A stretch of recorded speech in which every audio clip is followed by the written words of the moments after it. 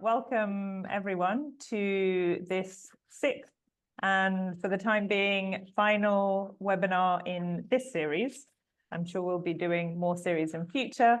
And the topic of this one is a very important one on feedback. But a little bit of background to the webinar series for those who are attending for the first time is that last year we researched and we brought out a book on mentoring and called Mentoring Entrepreneurs, the Insider's Guide to Shaping Success, which you can find details about on our website and on Amazon.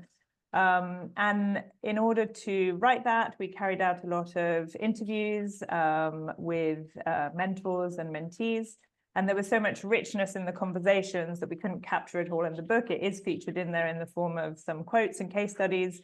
But we thought it would be really useful to continue some of those conversations in a public forum and delve a little bit deeper into some of the topics. So kind of that's the background to this webinar series. I'm really happy to be here today, joined by Christine and Richard. So Christine is based in Beirut. She's a leadership, culture, and transformation coach and the founder of Grounded Positivity Leadership Skills and Toolkit. She's also a facilitator. We're very lucky to have her as a facilitator at the Human Edge, and she carries her facilitation skills with her everywhere, focusing on the experience rather than it being a training. She's just actually come back from Oman, where she's been doing some work with us at the Human Edge. And Richard, who's based in the UK, I think now, coach and facilitator. He works on regenerative leadership, enabling leaders to leave the world a better place. And he sees mentoring as a space for developing and practicing as a leader and facilitator. And he's also been with us almost since the beginning of Mowgli Mentoring, then the Human Edge, also as a facilitator and enabling people to step into mentoring and embrace that role. So thank you both very much for being here with us today and sharing your vast experience. So the topic today is around fairly difficult topic sometimes, I think, around feedback. So we know feedback is very important, not just in mentoring, but in life as a whole. Vital in all aspects, both giving and receiving feedback, enabling us to become a better version of ourselves and do better in our work and personal life.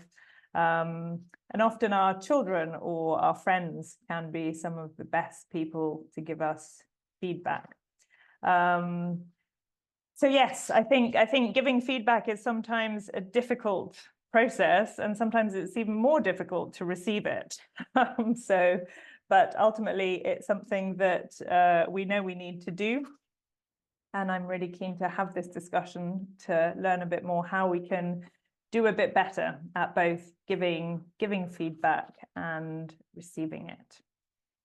So we'll launch right in. I think it would be really interesting to hear a little bit. We're trying to make it engaging with the audience and some reflection points, so it's not just us talking. We'd like to hear your questions. We've left quite a bit of time for questions at the end, but do, if something pops into your mind as we're talking, put it in the chat and we'll either address it at that point or have it at the end. And I think first, it would be really nice to hear from you a time when you needed to give someone feedback, and how did it make you feel? So what was the feeling that you had before having to go in to give someone feedback? I think so, I'll hand over to you. For this question, I've just posted the link to Menti. If you can go there, and like Maya said, think of a time where that you needed to give someone feedback to, and how how did that make you feel? So let me share my screen so we can see some of your feelings on that. So here it is. Okay, apprehensive. I hope you can see my screen. Insecure, worried, tense, opportunity, nervous, helpful, happy, awkward. Nervous seems to be a big one.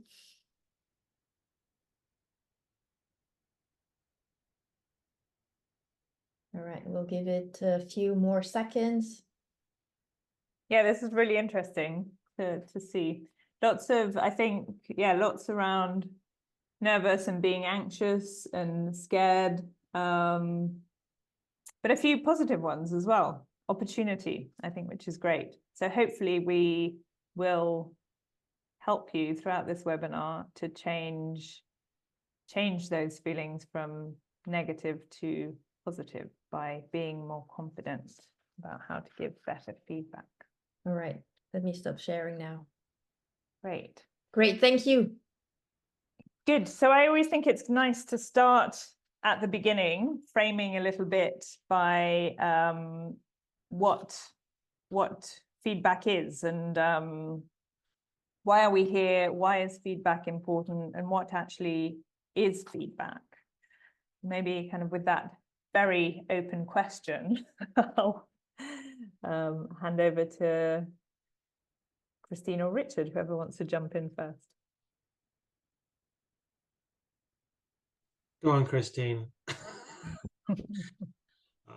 I'll start if you want. I mean, one of the things I found with feedback is it's natural, you know, in terms of, so I appreciate, you know, what's been put into the mentee there in terms of how we feel about it. But I think just bare naked feedback is something that's happening all the time. It's natural. It's, you know, we're receiving information from life around us. And I think when with self-awareness, there's, you know, we're receiving information from ourselves as well. So there are, you know, feedback is a part of life. It's information that we can receive and hopefully do something with. How about you, Christine? Actually, yes, it's exactly around how it's happening around us all the time, and the attention we give this feedback and the growth opportunity we see in it, because there is always a bit of a misunderstanding between feedback and criticism. So it's important to understand that whatever is coming our way is telling us something, and it's worth recognizing and putting a bit of thought into it as to what it means for us and what we need to do differently. Yeah, and the different I don't know, different layers and levels of feedback. You know, I think in this context we're going to talk about how you give, you know, how it happens between people, but you might receive feedback from your own, you know, gut, your own intuition. You know, I've received big feedback from dreams before, you know, or yeah, just there are other mechanisms by which we can receive information that help us to be more aware, to learn things, and hopefully grow from it. And that's making me think also, yeah, so there's verbal feedback that we might receive from one person to another, which, as you say, Christine, we can also often associate with criticism. And then I guess there's non-verbal feedback, which are cues, things we're picking up from other people, our assumptions sometimes come into that. But yeah, so there's lots of different levels to it. So I guess today we're mostly talking about verbal feedback that one person is giving to another, just to kind of contextualize it, but recognizing that there's lots of different levels to it. And then, so why should we embrace feedback more? We've identified, I guess, that it can be hard because we associate it with criticism. But but it doesn't have to be like that. That's maybe our perception. Why is feedback so important, and why should we embrace it more, both as a giver and a receiver? Yeah. Okay. So touching on why it's important, I think it's a great opportunity when well received, or when well presented, because there is the way of giving feedback, and from the person who's giving it and the person who's receiving it. It's an opportunity for us to understand things that we are not aware of, and we call them sometimes blind spots. And the more we understand our blind spots, the more opportunity we have to develop, grow, and evolve. So it's always an opportunity for growth from that perspective. It is also another opportunity for us to reflect on results we are putting out. It's an opportunity to reflect on certain behavior that are no longer serving us. And when and if we change, a lot of things for us will change too, and in a positive manner. You know, just this thing of gift as well. It's reminding me of an entrepreneur, very established entrepreneur I once heard of, and he said when he's given criticism, when he was given the harshest criticism, what he learned actually to do from his side was even receive criticism as a gift. Because and he gave this example of when he was receiving criticism from a competitor who said, "That's rubbish, that'll never work," and you are a, you know, and called him names. And rather than defend himself, he just said, "Oh, interesting, can you tell me more?" And he used that information to actually then go and improve his products. So even having the mindset of, well, what if I treat this as a gift, you know, as information that I choose how, you know, then I choose how to use it. But that's great, because that's I think something we could all get better at. It's not necessarily our natural reaction, is it? I think our natural reaction sometimes is more around being defensive and Exactly making excuses why that's the case. And there'll be reasons for that, and that's why, you know, this is a practice. You know, both the giving of feedback and the receiving of feedback is something, you know, whoever you are, and whatever your preferences and your tendencies, we can all learn to do it. Yeah, nice. And I'm just wondering, I think another thing, Maya, is that, I mean, again, we're talking about it in the context of mentoring, and therefore in entrepreneurship and leadership and organizational stuff. But it's you know, I find one of the hardest places to do it, but the most beneficial places to do it is close to home, you know, with family and with friends, you know, because those are sometimes where it's easiest to feel criticized. So it's beneficial to healthy relationships. Yeah. One thing I usually, when I'm working with leaders or with mentoring and whatever, and criticism is always coming as linking to feedback, I always tend to allow the people or the person who's talking about it in that area to understand the frequency of what is coming back to them as criticism. And I would say if it's coming from one person and it's not realistic, and this is, I think, what helps in the thought of how to accept criticism as well, if it's not given in the right way in the form of feedback. If it's coming from one source, you could allow yourself not to take it too much into consideration. But if it's coming from different places, it's something for you to consider. So it's this shift between feeling it's criticism and hanging onto this feeling, and understanding that if that kind of criticism is coming from different places, this is a feedback that you should embrace and take as a gift. Nice. Yeah, and it sounds like sometimes it can be quite a fine line between criticism and feedback. And I guess that's one, as a receiver, it can feel like that. As a giver of feedback, I guess it's important to be aware that, and we'll come on to this afterwards, around how to give better feedback. And I just want us to hold that a minute so that we can, when we touch on this, that it isn't criticism we're giving, but it is feedback, and how to do that that well. And I was just reflecting also that a big part of mentoring, and one of the biggest benefits of mentoring, is around increasing one's self-awareness. I think that came up time and time again when we were doing the interviews for the book. Is one of the biggest areas of value for an individual is to increase their self-awareness, and obviously feedback plays a really important role in that. Don't know if you've got anything to add, or shall we move on then to how to give better feedback? Well, just one last thing I'll say on the receiving for now, Maya, is that, and again, for me, this is a practice, right? And I think it's linking to what Christine was saying. If you receive feedback, and it is, whether it's given as criticism or not, you know, sometimes someone can give me feedback, and because of how I'm feeling about myself, I will receive it as criticism. Yeah, perhaps I'm in a sensitive place, or whatever it is, or who knows what my trigger might be.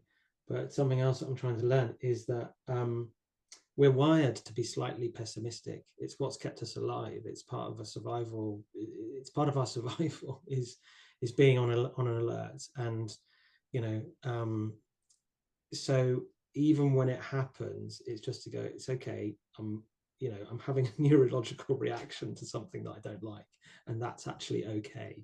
So me being, and I'll probably refer to kindness several times, but me being kind to myself in how I receive feedback is a really important piece. It's kind of like, don't take it personally, don't take it too seriously. But boy, it can be hard sometimes. That's why I have to practice it. And that's making me think also that I guess a lot of often feedback or criticism is around things that we are actually mostly partly aware of ourselves, right? So there's an inner voice in ourselves that is quite self-critical, and then if someone else comes with that same comment, it reinforces that inner voice, perhaps, and maybe that's why we're receiving it as criticism, because that's what we're doing to ourselves. So I like your be kind to yourself, but then I guess that is valuable, but I guess feedback or that we're not aware of, so what you were saying, your blind spots that maybe we have no idea about, is also really interesting to receive, because it's not reinforcing what we're already telling ourselves, but it's opening up a new window for us to see through. Yeah. Well, I mean, if the common thread here is about growth, right, and it's about growth and fulfilling potential. So if the feedback, if the feedback you give is keeping someone in their comfort zone, then they're not really growing, right? If it takes them into their sort of breaking zone, then they're not going to receive it. But if it just encourages them to move out slightly outside of their comfort zone into a place that's slightly uncomfortable, the stretch zone, I think it's called, yeah. So the feedback, I think, enables people to step into the stretch zone, which is where we grow. Good. Okay, so I think it would be nice to move on to how we can then, so we've touched on what feedback is, and how we can move on to give a bit more effective feedback. I think it would be nice to have a question for the audience, a kind of a personal reflective question. Yes, yeah. Well, we talked about this, didn't we? So, so everyone here, if we've talked about, the criticism and when it's difficult, but think of a time when you received feedback and it really worked. Okay, so it really worked for you. What happened for that to be so? What happened for the feedback to be so effective? And you can just have that as a personal reflection. If you do want to share it into the chat, then we can feed that into our discussion here. But that's the other thing, is we often think about the negative times we receive feedback, but what about the positive times? So we'll give you 30 seconds or so just to personally reflect on that. You don't have to share anything, but I think it would be useful for you to think what conditions were in place, or what made that feedback useful and effective. This is where I have to get my glasses. Other than that. So we have Jessica saying honesty and empathy. Straight in there, Jessica. Yeah.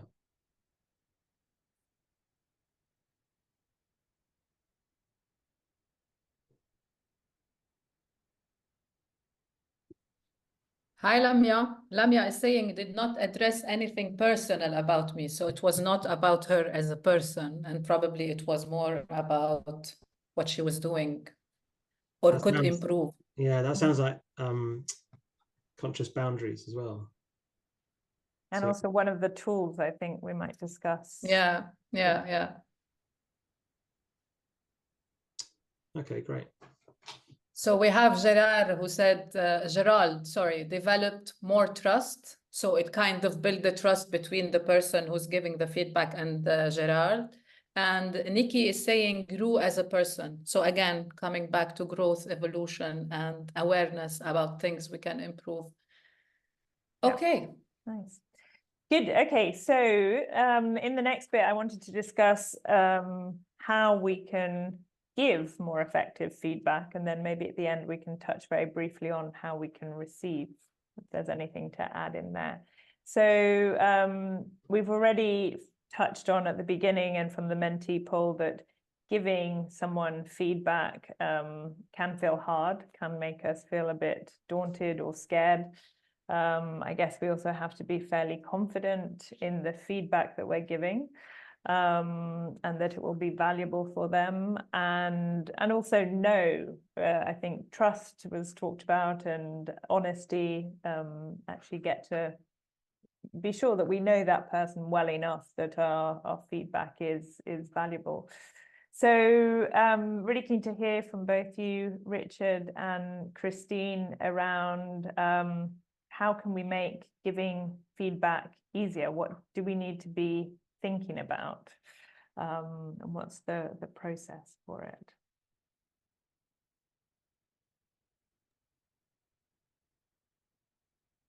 Richard or me? Okay, I'll go.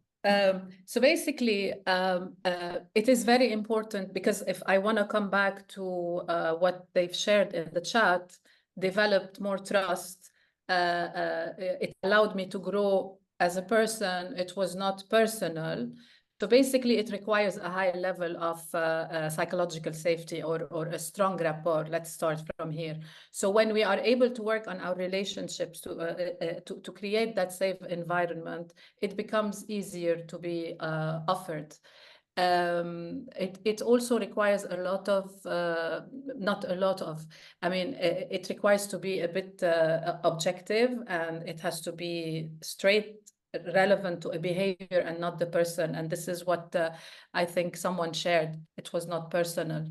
So you need to set the ground at a certain level for the proper feedback to take place, as well as introduce certain tools that I can be talking about in a bit. But I'll go back to Richard to see what Richard has to add on this point. Yeah, I think what you're saying there, Christine, is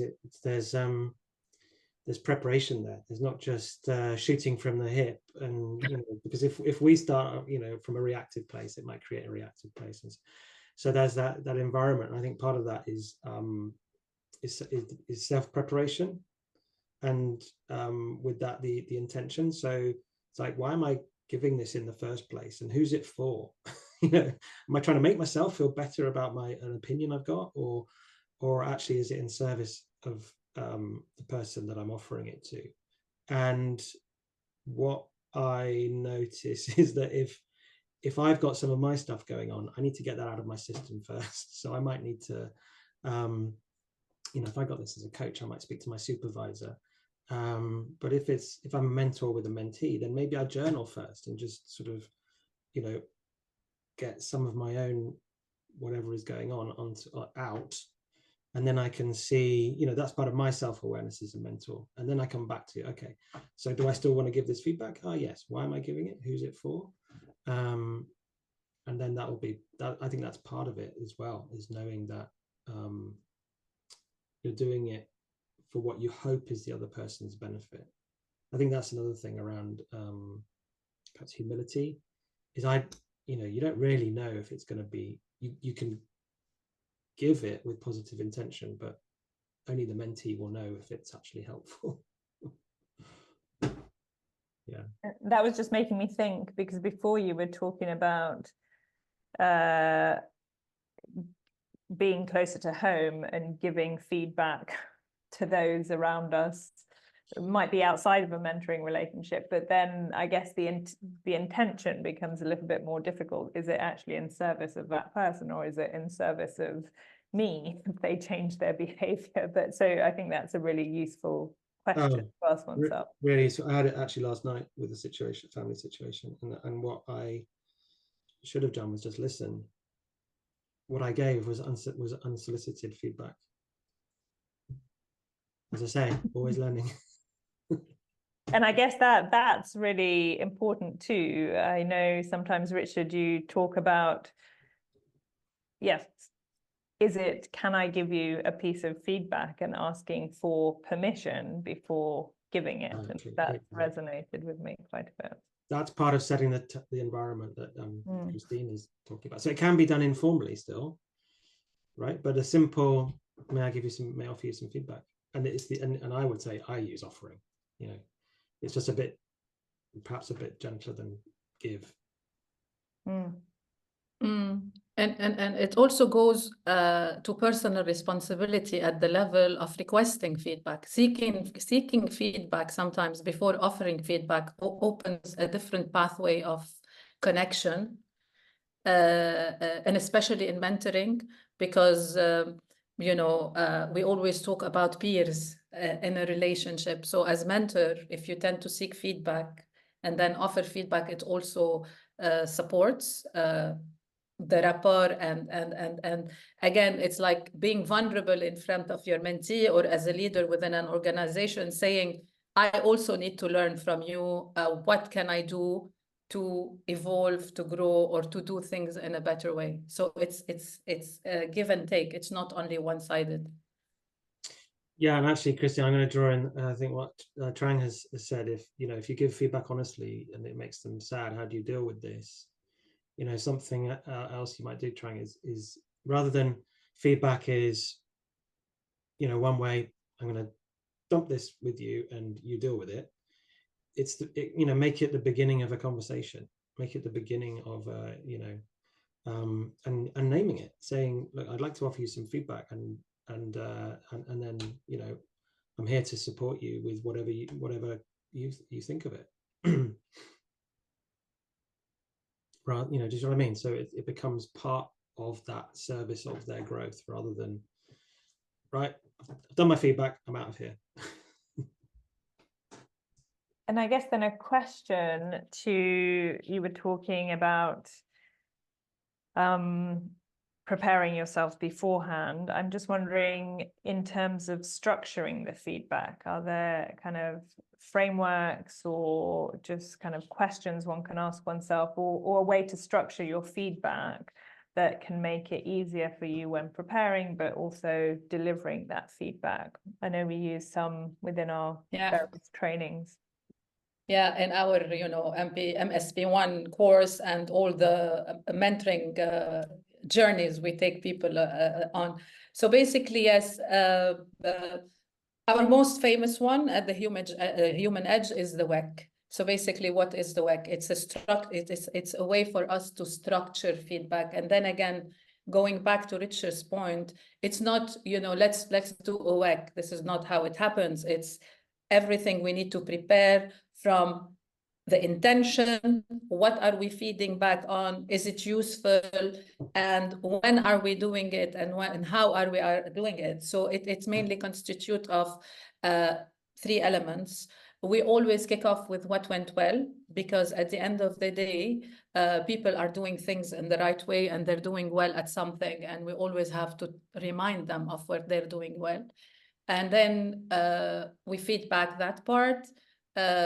We move then into what is even better, if for example, if I'm working with someone who has set a goal and they want to go ahead, and they had a hiccup at one moment. So the way I would approach it is relevant to this goal. What went well is, so far you've done this and that, and you have been able to achieve this, and you have overcome this obstacle. However, what could be even better if you would take a deeper dive on this matter, because I feel that you're struggling here. Is it true? And this is when I start opening a conversation. As we said, it's a two-way thing. And then we can take it from there, because there could be a misunderstanding. Then I have to restructure my feedback in a different way or move into a different point. And then it's also about reminding people about what they need to keep doing. And this is why it's called the WEK. What went well, even better if, and keep doing. And it's really, really effective. And we've tested, I mean, we've lived it so many times with our mentoring and with our pairs that have been using it quite effectively. So this is one model, and it's very practical. Another model that we use and is very important for feedback, and I believe that this model has an edge at the level of linking feedback to accountability. It is the SBI model. And what is the SBI model? It is about discussing the situation on which we are giving feedback, and then addressing the behavior, and then speaking about the impact. And now I will use it in two different ways, and linking it to accountability. So if I am working with my mentor, a WEK would be amazing. Adding up the SBI model could take you more into a deep dive and more understanding. It allows the other person to understand the impact. In organizations, it's also powerful because it moves from giving someone full accountability and then taking this accountability back to you, because you are running a team and you are as responsible as them for the outcome. And this is how it goes. So let's say when you do this, let's say I'm giving feedback to someone who is not on time with his deliverables. So when you miss deadlines, the way it makes me feel or the way it impacts the work is this and this. And then I go back and ask them, what are you going to do about it? So I've raised the first level of awareness, and then I went back to them and I gave them accountability. If this repeats itself, I would take it back. When we've discussed this already and you are still doing this. However, when you do this, the way it's impacting so and so, what are we going to do about it? So then here I come in as a support. And then at the end, in an organization and within teams, it works. The last time would be, what I want you to do is this. So what we gave, the way we give it, we give the space for people to be aware and to develop and to grow. But then from an organizational perspective, it becomes, the responsibility of the leader or the team leader to take charge, and because then they are both responsible. So this is, it's taking it to the second level when you link with accountability. Nice. That's two quite simple models, but very easy to structure one's feedback with. And I guess a question maybe to you, Richard, is one innately good or bad at giving feedback, or is it something that we can get better at? Oh, blimey. I think that's so much down to the individual. I mean, I think I remember I worked on a program, and I was always, when we had to cut numbers down, and I was the one tasked with giving the feedback to those that hadn't made the cuts and giving them the reasons why. I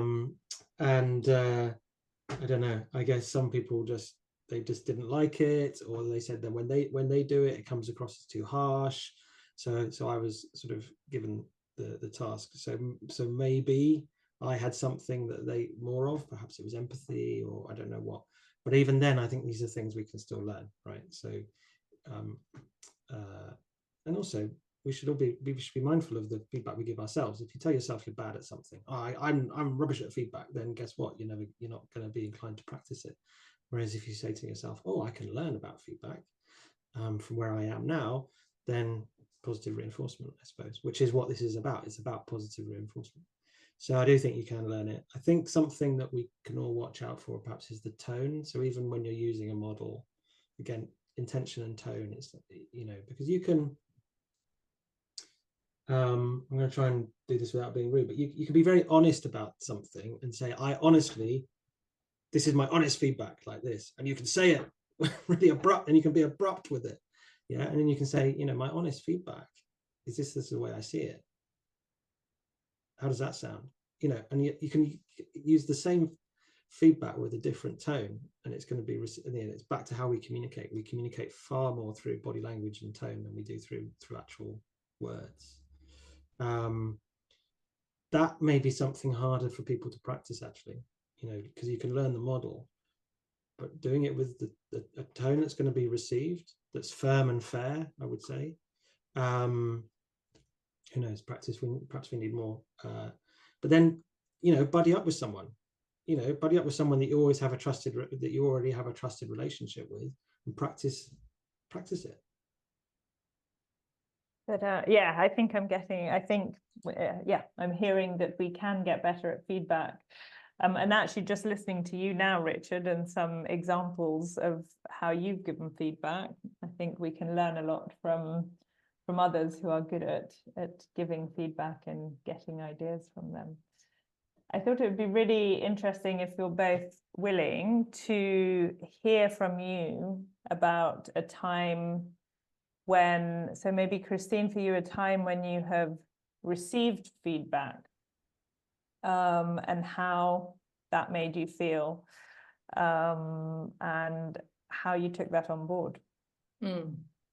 Yeah, I mean, again, it's a feedback I received even before understanding what feedback is and the potential of it. But the story goes like this.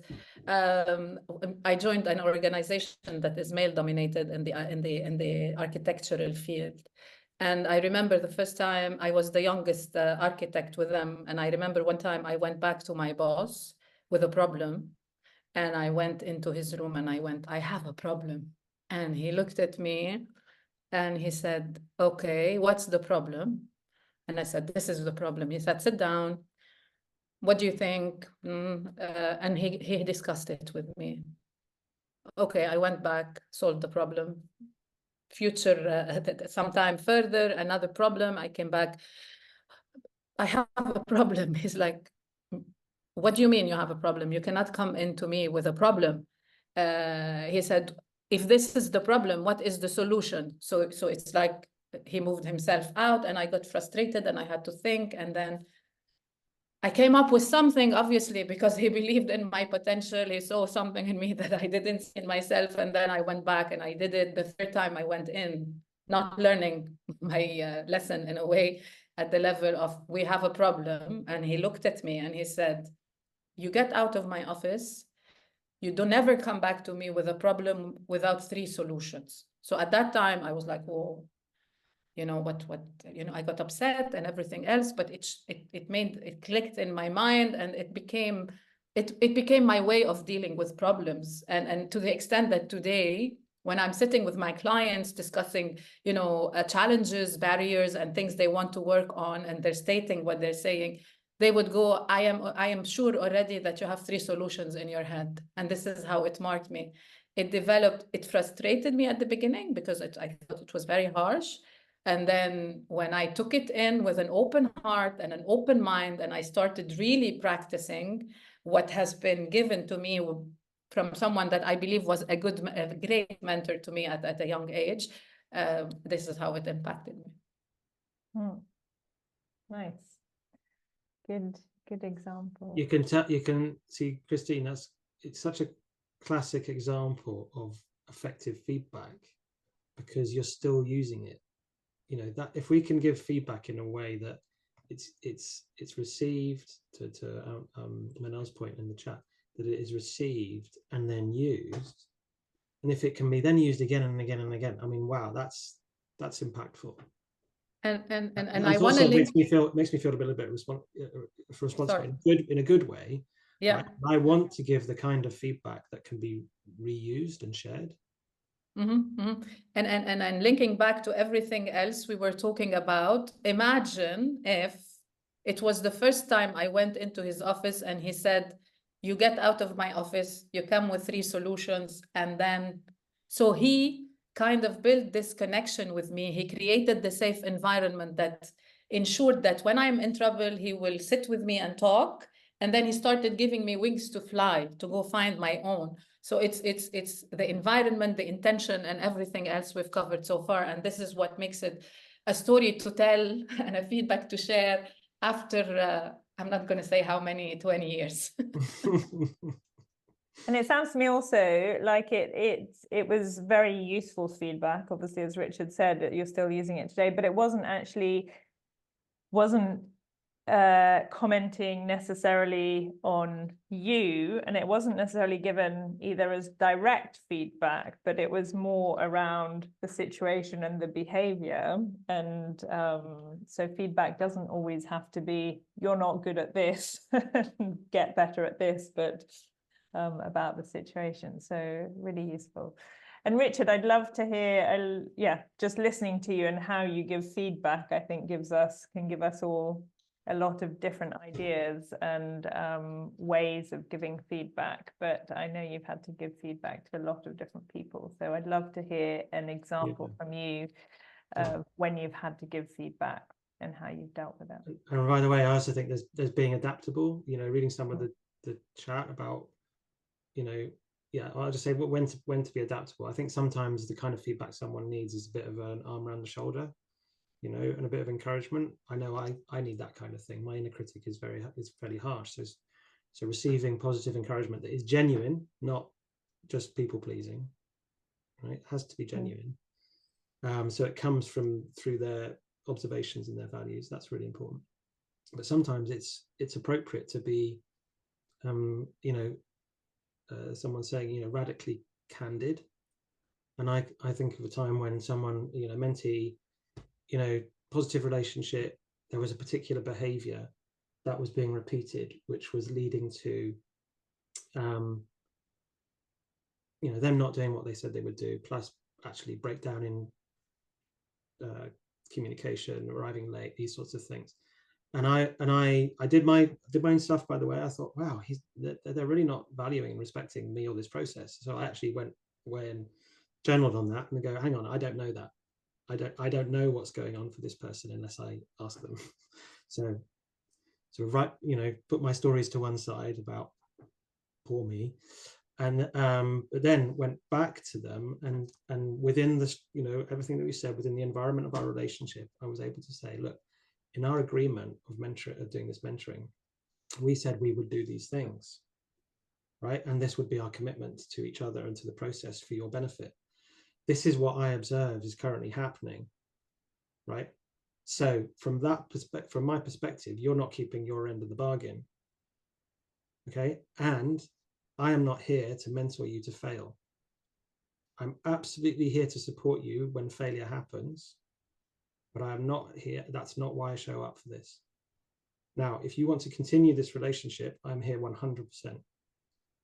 If you've changed your mind and we need to change our agreement and we want to go separate ways because you're not here for it anymore, then that's okay too, because that's your choice. I am here, absolutely, but I'm not going to support this repeating behavior that's happened this many times now. Tell me I'm wrong if you want, I want to hear your feedback. This is pretty much how it happened. I think what was really important was that I did it in this space of, this is what we agreed, this is what I'm here for, and this is what I'm prepared to do to continue supporting you. So it wasn't, what am I trying to say? There were boundaries, but I wasn't trying to, it wasn't like a threat or a condition. There were conditions, but it wasn't conditional. It was actually unconditional. I'm here to support you, and we need to do it in a space of what we've agreed.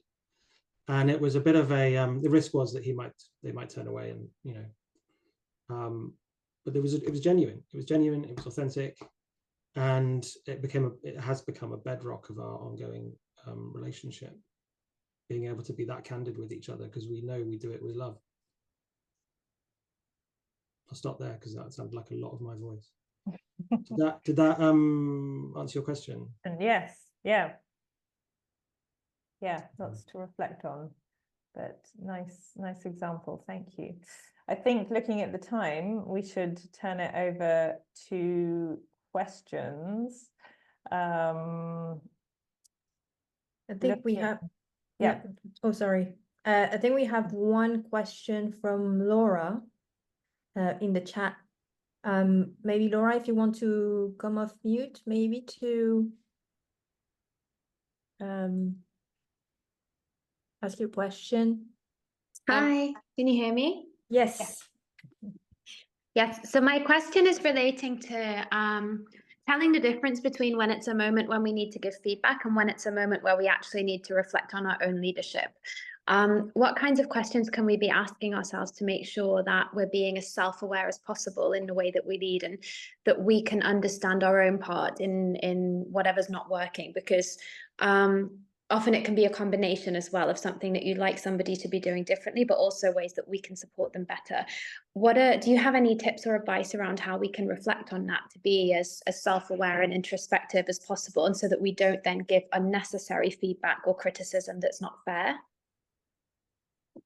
Thank you. Question. Lovely Richard, question. I'm going to leave this answer to you because I just want to welcome Laura from our mentee alumni in Oman. She has Yes. access to me, so I would like you to answer her question if possible. Ah, nice. Thanks, Christine. Good pass.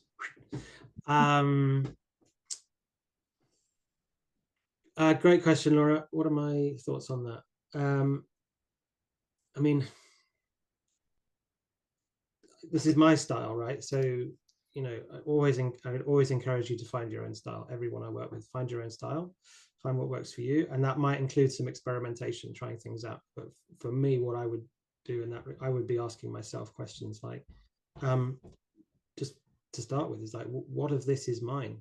Or what is there for me to see here? What is there for me to learn here? Especially, I would say, if I'm quite kinesthetic, right? So if I'm feeling, let's say, a tightness in my chest, or you know, funny feeling in my tummy, or something like this, it's, you know, something that is or what do I call it? You know, some kind of niggle or a little spark in me.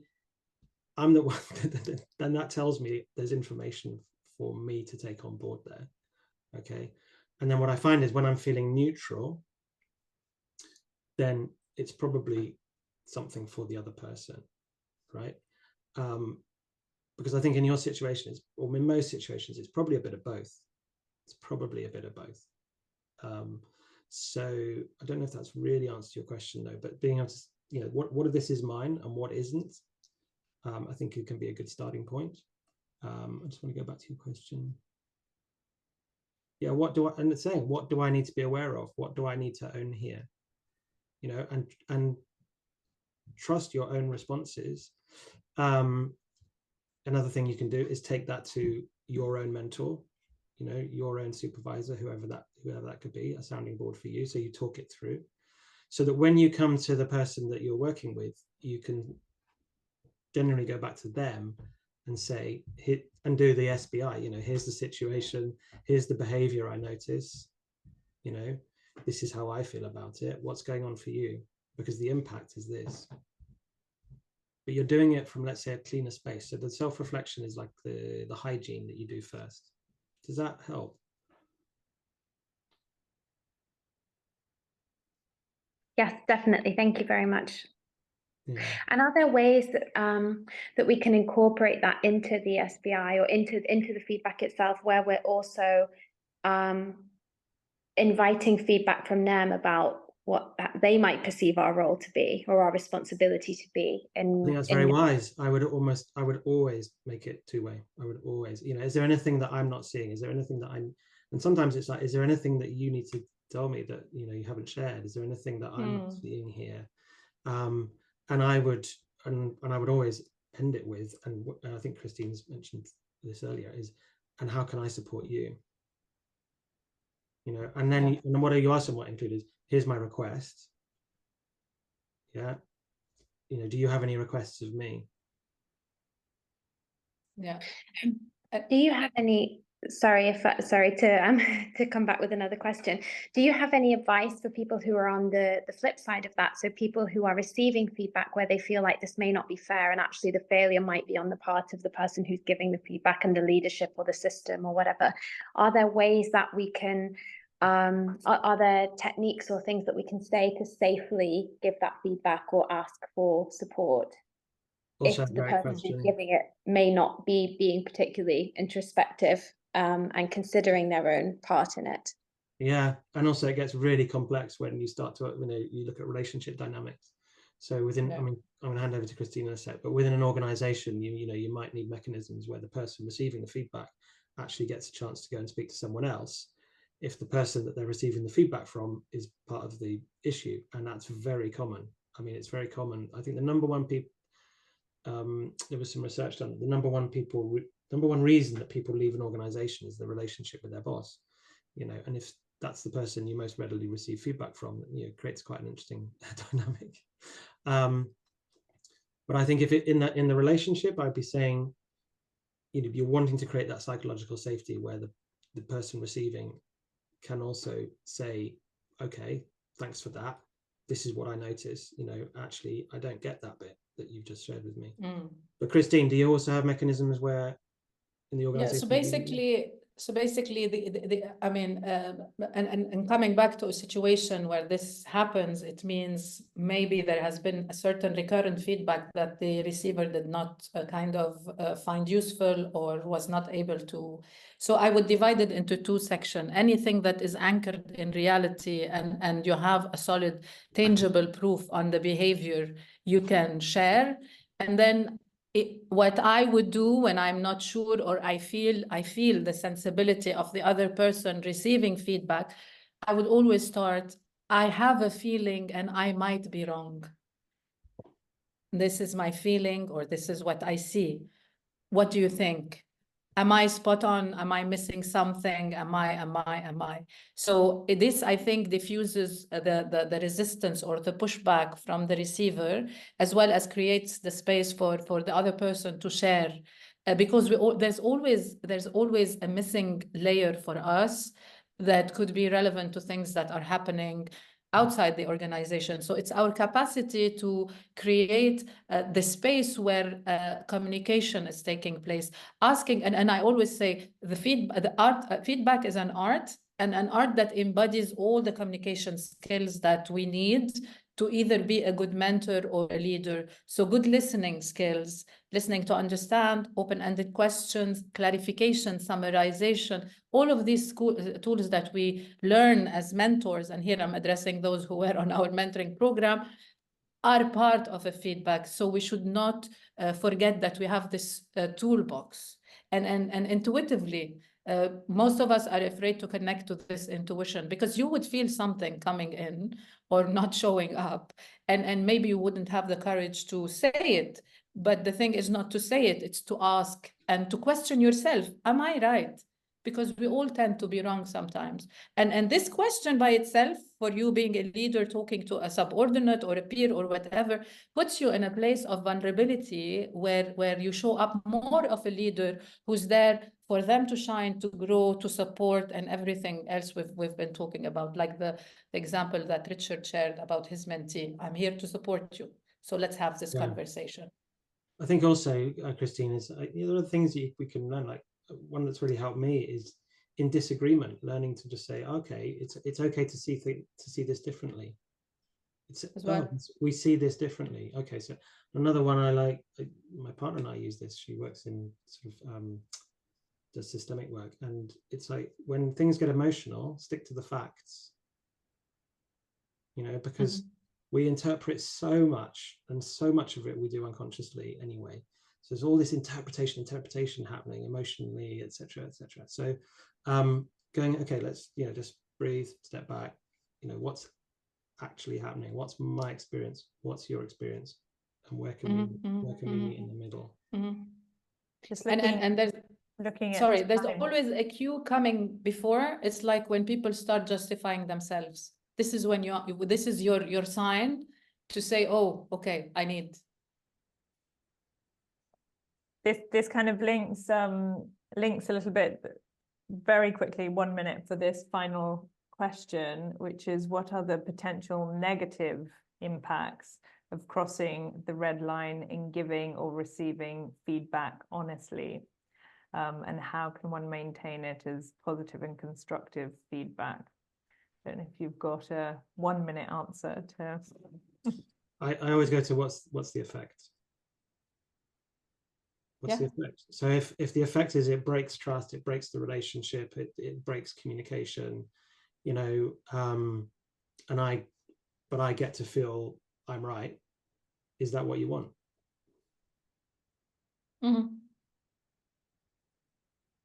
That's my one line. Spot on, Richard. Was my one line too?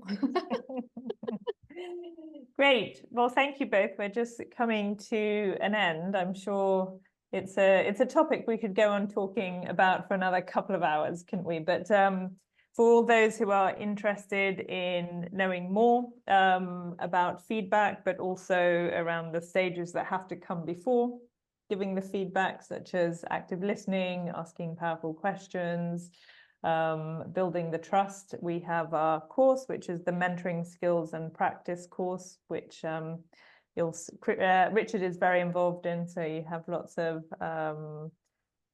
live video, not live, but pre-recorded videos from Richard, but also some live practice sessions to have the opportunity to receive feedback from it as well. So Suhana's just put a link to the course in there. Any final, I think we had a final self-reflection piece for you before we say goodbye in the last minute. Yes. So basically, yeah. You want to share it? You can share it, Christine.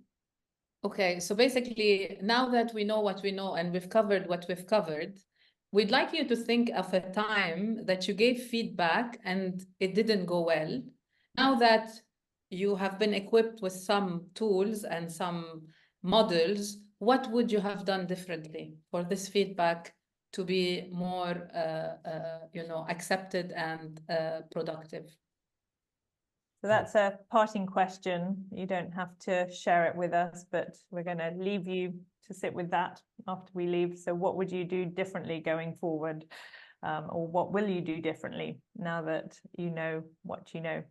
So thanks everyone for joining us. Thank you very much to Richard and Christine for your time today and sharing all your insights. Sure, thank you. And for all of you participating. So Hannah, I don't know if you've got any final words. No, just thank you very much for joining today. This was the last fireside chat of that series that explores the inner workings of great mentoring. Please follow us on our social media accounts, mainly LinkedIn, Instagram, and Facebook, because we are working on another upcoming fireside chat series, which we'll announce in the next couple of weeks. So yes, keep your eyes peeled for that. And thank you again for joining today. Thank you all. Have a Everyone. Bye. Bye, everyone. Thank you so much.